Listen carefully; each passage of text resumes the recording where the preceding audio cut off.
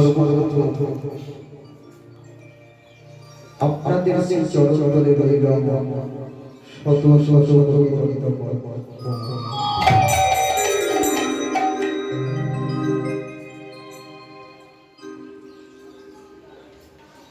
যারা এই জায়গাটাকে হরিবার বলে বলে বলে ভগবানের কাছে রাধা রানী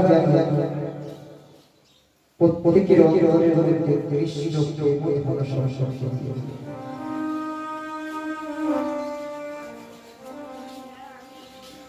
আপনারা সেই কৃষ্ণ প্রেমে যুগ যুগ ধরে ধরে সারা জীবন ধরে কারণ ধনী আসল মনে রাধা রাধা রানী রাজা চাইছিলেন ভগবানকে ভালোবেসে ভিখারি বাড়ি কিন্তু তবু কারণ তার হৃদয়ে কৃষ্ণকে ধন তাই বাস্তব জগতে যার কৃষ্ণ প্রেম এই বাস্তব ধনের মধ্যে তার অভাব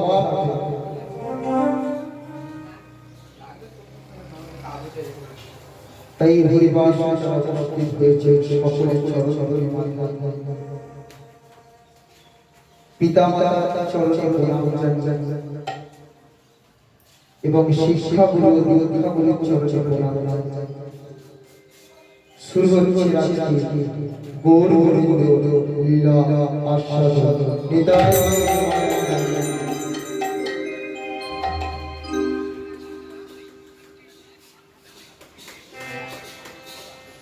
তবে বলি আমরা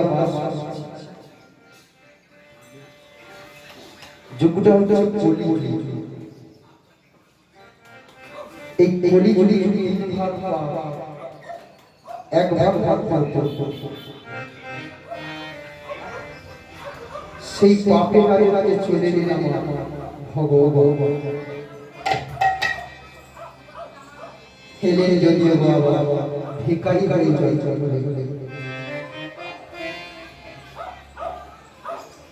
যিনি সত্যের সংস্পর্শ তারপরে কলিদিয়া গৌরাঙ্গ মহাপ্রভু তো জন্ম আমরা সবাই নদী আর নদীর মাঝখানে শ্রী গৌরাঙ্গ মহাপ্রভু চলে এসেছিলেন আজ থেকে প্রায় 534 বছর ফাল্গুন নদী আর নদীর মাঝখানে আলো করে চলছে তো যখন আস্তে আস্তে বড় বড় সবাই ভগবান তো কিছু কিছু ব্যক্তি মেনে নিতে পারে যে 24 বছরের ছেলেটা আজকে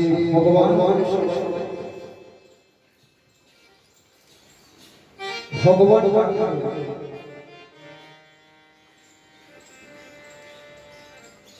কাকে দেখলে আপনি বলে বলতে যার অন্তরে ছটি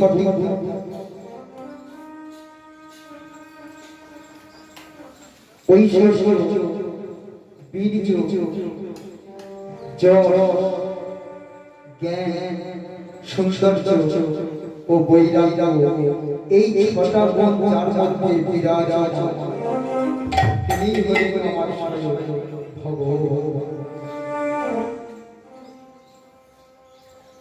তাহলে সেই গৌরাঙ্গ মহাপ্রভু চলে গেলে নদিয়া দিয়া তো যখন 24 বছরের ছেলেটাকে ভগবান বলে তো কিছু মানুষের মুখটা তো দেখে সেগুলো গিয়েছিল চাপাল গোপাল। তো তারা তার বিরুদ্ধে এই 24 বছরের ছেলেটা ভগবান বলছে হরিনাম নামে বেড়াচ্ছে। এই হরিনামে সারা নবদ্বীপটা তোলপাড় করেছে, কিন্তু সেই হরিনামটা মেনে নিতে পারে না, তাই তারা পেছনে লেগে কিন্তু গৌরাঙ্গ বলেছিলেন যে পৃথিবীতে যত আছে নবরাত্রিরা সর্বত্র প্রচার হবে মধুর কৃষ্ণ।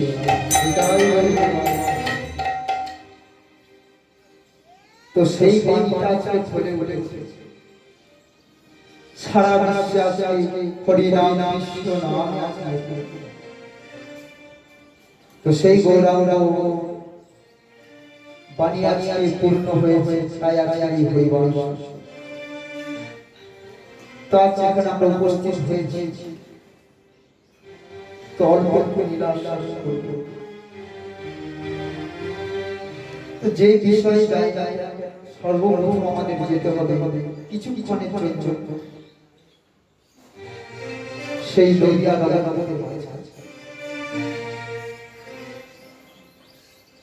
তো আজকে যে আমরা আস্বাদন করব তারপরে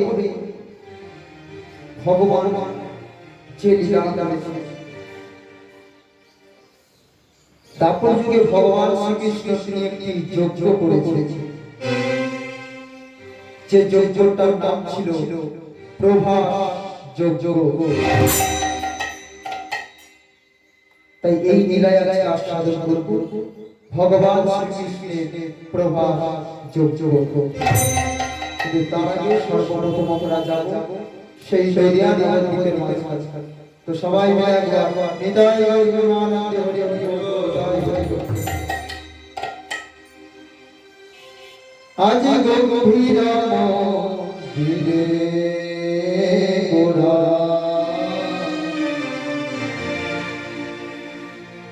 ধরণী লোটা, আজ গম্ভীর মন্দিরে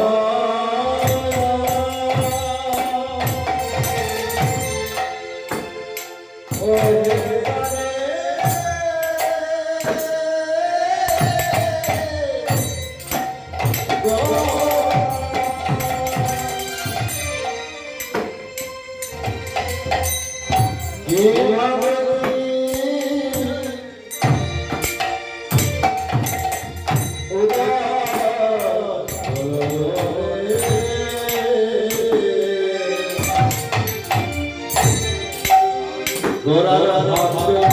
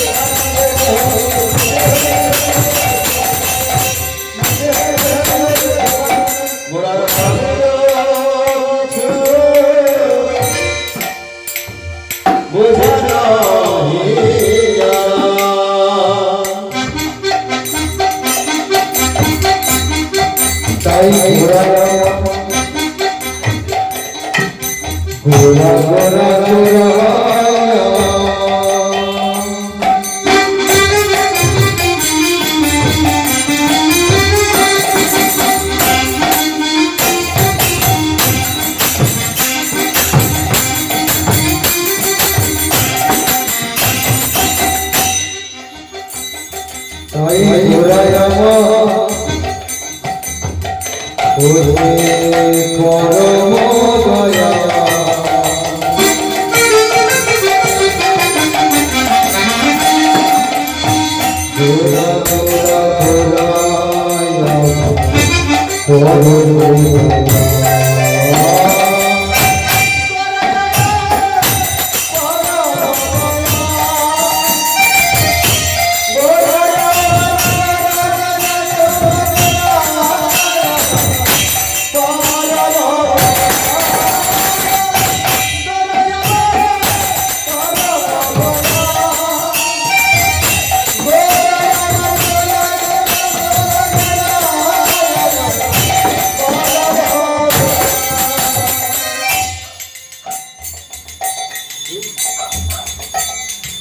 এখন আমরা কথাই নবদ্বীপ এমন দয়া কোন যুগে ছিল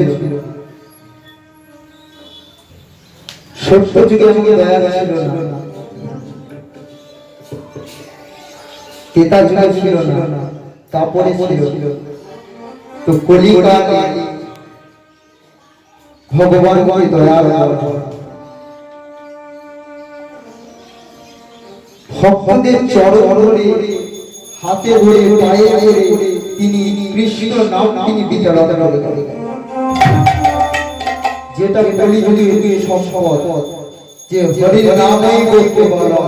কলিযুগে হরি নাম ছাড়া কোনো ভক্ত কোনো মানুষের কোনো গতি লাভ না।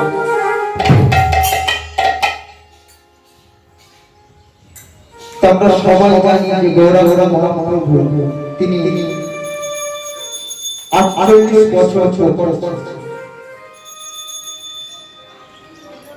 তারপরে অপকর্ম করেন,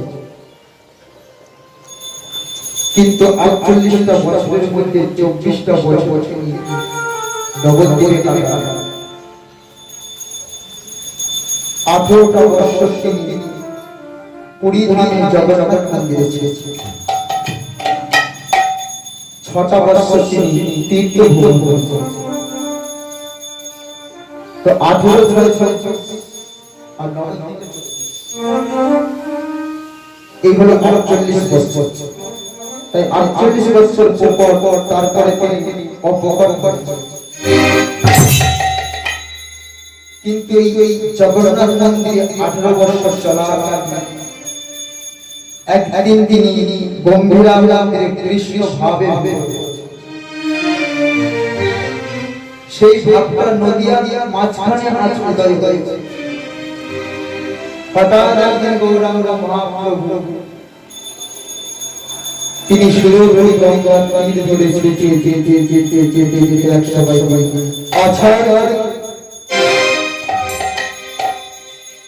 আছাড় করে করলেন বটে, কিন্তু সেদিকে গৌরাঙ্গ মহাপ্রভু ভাবটা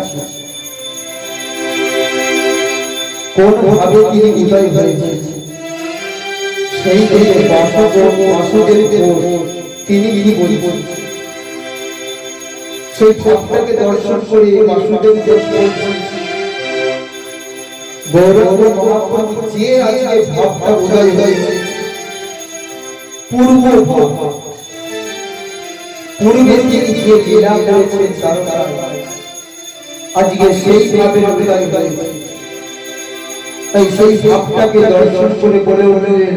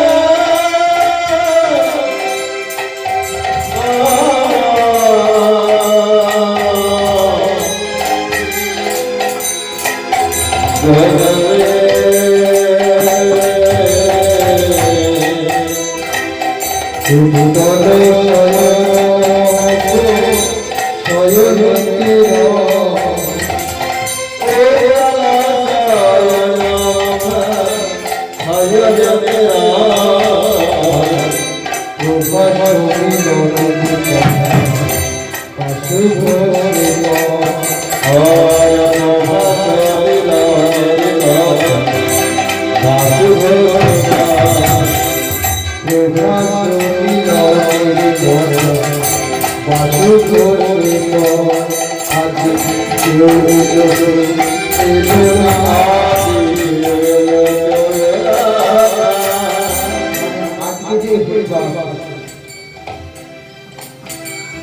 এই জায়গায় যারা হরিনাম হচ্ছে তো সবাই হরিনাম শুনতে আসে সবাই তো গ্রামে কিন্তু সবাই আসছে যে গৌরাঙ্গ মহাপ্রভু আজকে তাদেরকে খুঁজে বেড়াচ্ছে পূর্বে যে লীলা করেছিল কিন্তু তাদেরকে খুঁজে বেড়াচ্ছে কিন্তু কেউ এলো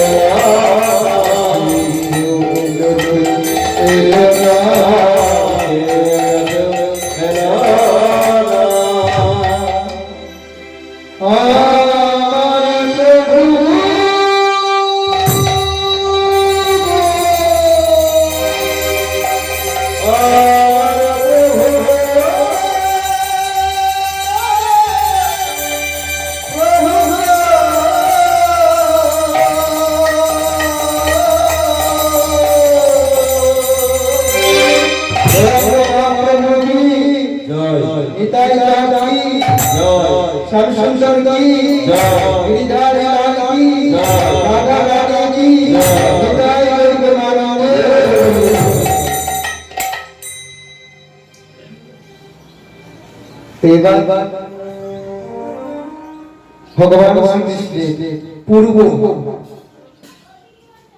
এতক্ষণ আমরা নবদ্বীপে ছিলাম এবার আমরা যাবো সেই দারুণ সকলে আপনারা জানেন যে গৌরাঙ্গ ভগবান শ্রীকৃষ্ণ 125 বছর তিনি দ্বারকায় লীলা করেছেন তার মধ্যে 11টা বছর তিনি বৃন্দাবনে কাটিয়েছেন 12টা বছর তিনি মথুরায় গিয়েছেন 13টা বছর পাণ্ডবদের সখায় কাটিয়েছেন আর 89 বছর তিনি দ্বারকায় রাজত্ব করেছেন কিন্তু বৃন্দাবনকে সুন্দর করে কংসকে নিধন করার জন্য তিনি মথুরায় গিয়েছেন মথুরায় কংসকে নিধন করে উগ্র শক্তিকে রাজা করে অর্জুনের রথে সারথি হয়ে তিনি ধর্মের প্রতিষ্ঠিত করেছেন তারপরে তিনি দ্বারকায় ফিরে গিয়েছেন কিন্তু এই কংসকে নিধন করে উগ্র শক্তিকে রাজা অর্জুনের রথে সারথি হয়ে ধর্মের প্রতিষ্ঠিত করে যখনই তার পাটা বাড়ালো সঙ্গে সঙ্গে গান্ধারী বলে উঠল সশরীর আজকে তুই আমার বংশটাকে ধ্বংস করে তুই আমার পুরো বংশকে ধ্বংস করে দিয়ে আজকে দ্বারকায়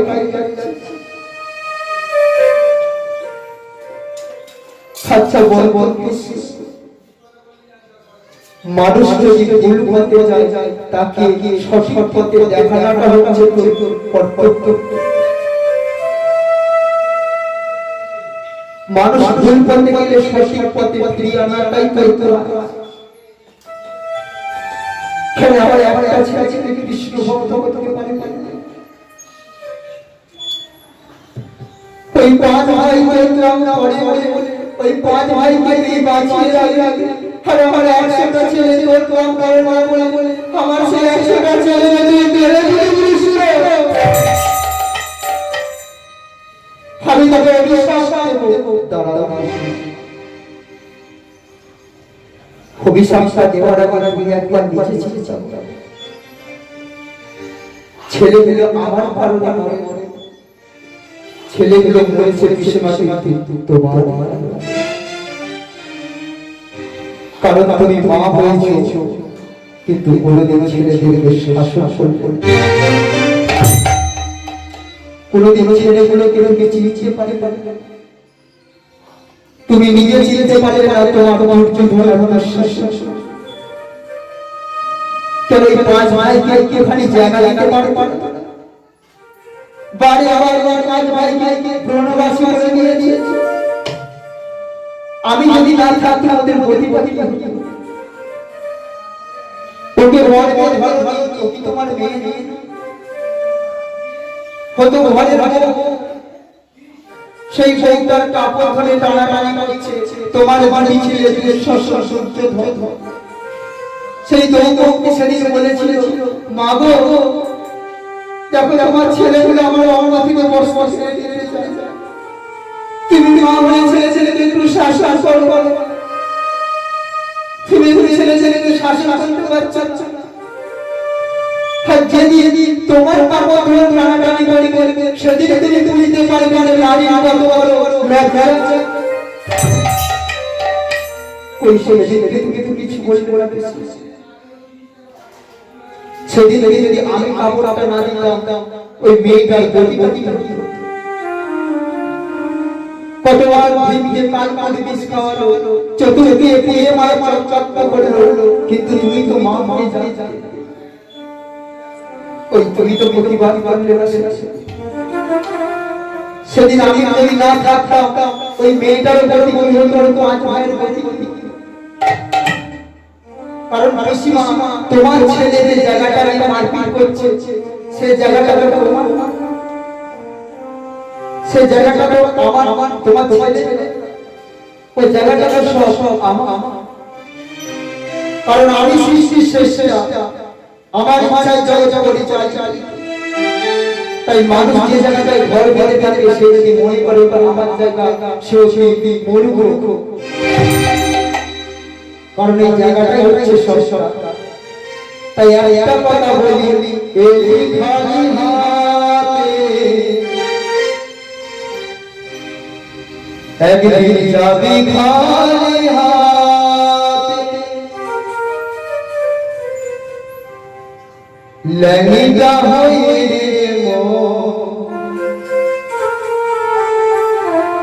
একদিন যাবি সে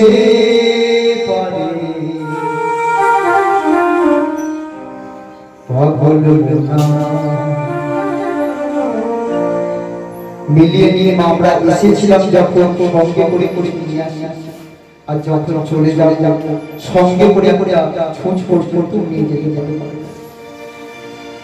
তাই চলে যখন এসেছি আমাদের সবাইকে যেতে হবে, কিন্তু আসা যাওয়ার মাঝখানে যে একটা তোমার কাজ রয়েছে সেটা না কি সংসার বদলে ভরে যায়।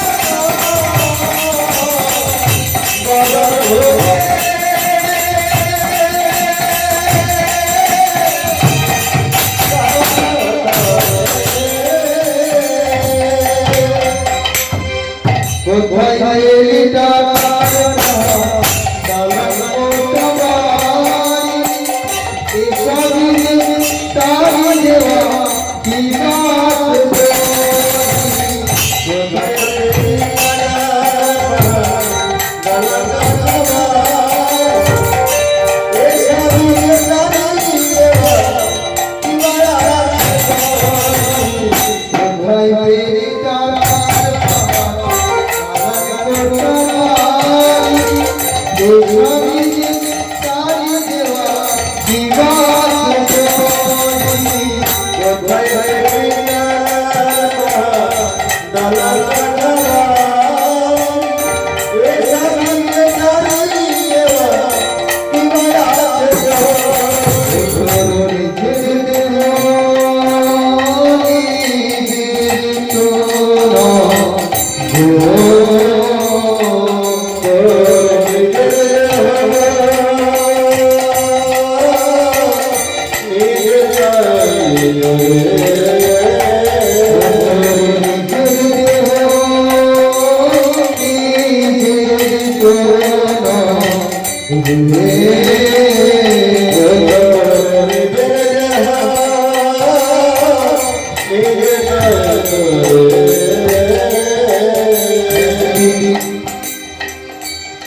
একদিন শ্মশানে হব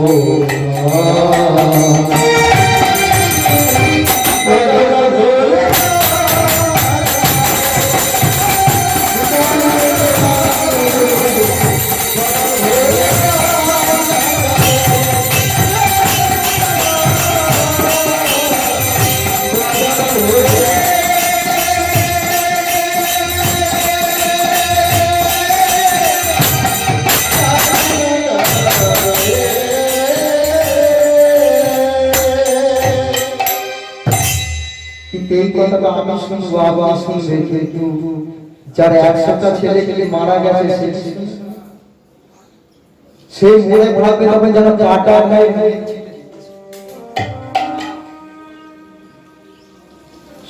কান্দারি বলে বলে কৃষ্ণ, আজ আমি তোর কোনো কথাই শুনবো না। আজকে তোকে আমি অভিশাপ দেব, যেমনি করে আমার পুরো বংশ হলো ধ্বংস। তো দারোগায় ফিরে যা, কিন্তু দারোগায় ফিরে যাওয়ার পর তোরই চোখের সামনে তোর স্ত্রী পুত্র আত্মীয় স্বজন তোরই চোখের সামনে মৃত্যু হবে। সেদিন তুই বুঝতে পারবি যে মায়ের জন্য সন্তান চলে গেলে যে ব্যথা, কি যে যন্ত্রণা, সেদিন তুই বুঝতে পারবি। তাই আমি তোকে অভিশাপ দিচ্ছি, আমার যেমন কোনো বংশ হলো ধ্বংস, ঠিক তেমনি করে তোর এই 56 কোটি বংশ হবে ধ্বংস।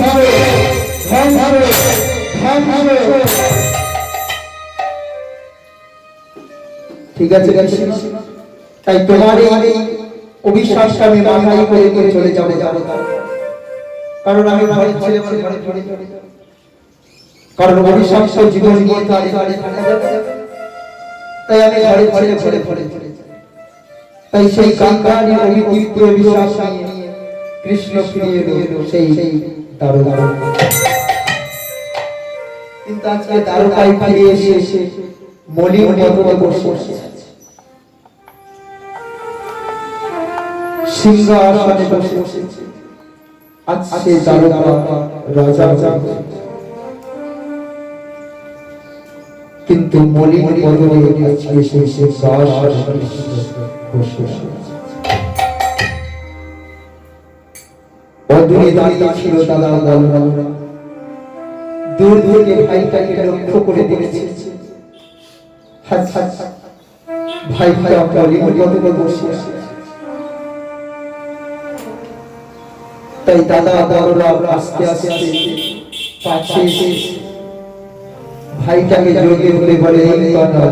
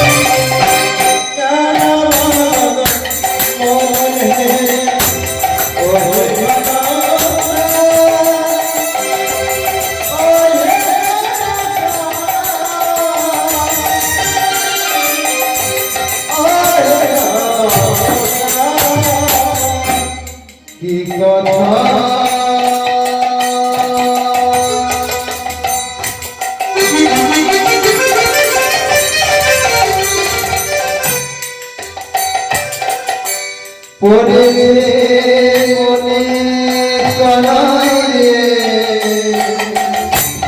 বিকটা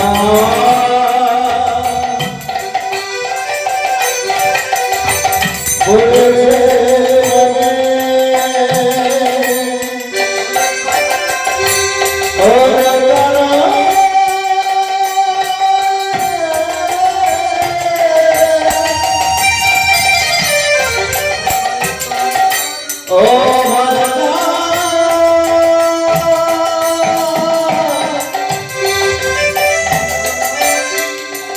ও ভাই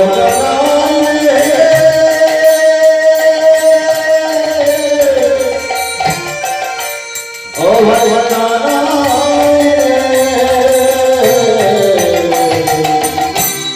কি কথা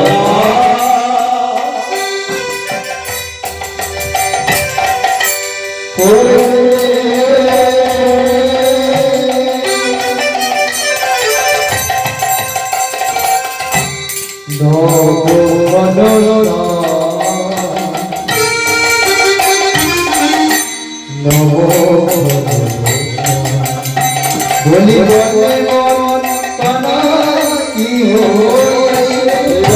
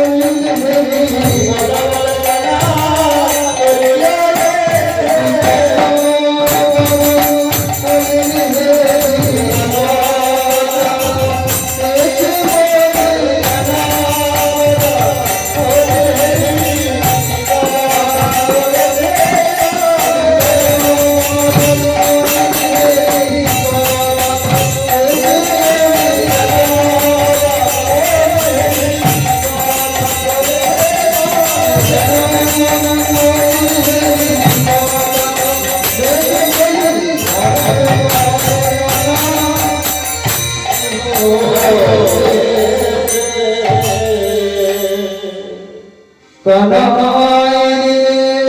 তুমি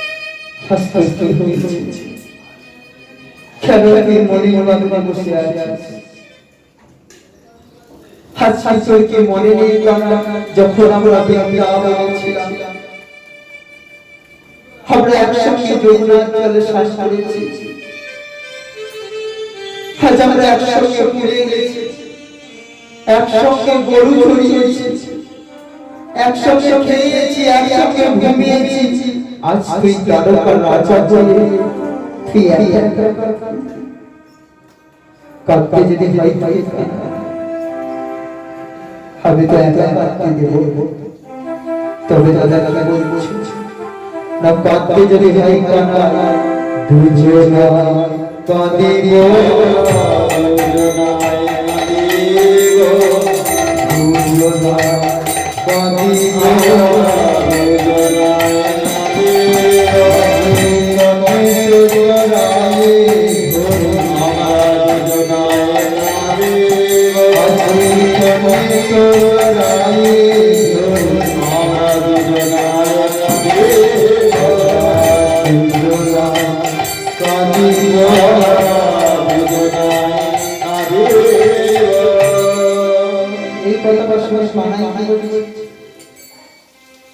দাদা বড়রা বলে এই কথা শুনে কানাই কি বলছে শুনিয়া দাদার কথা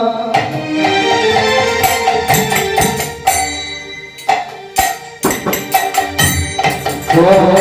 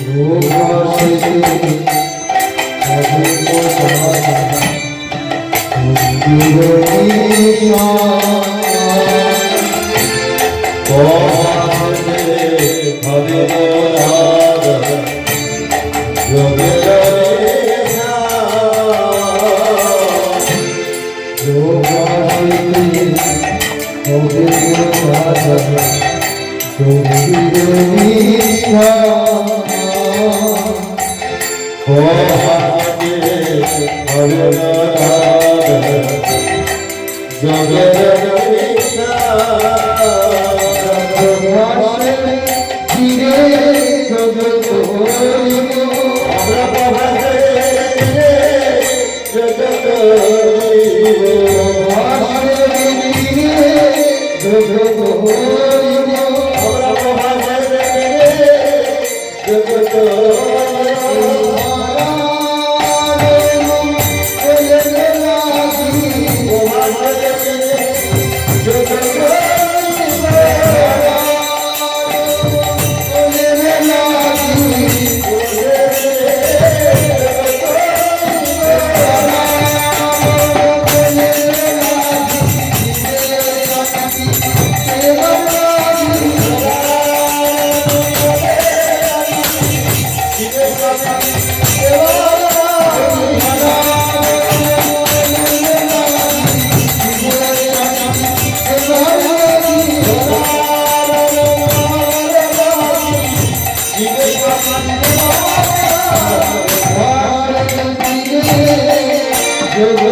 হরি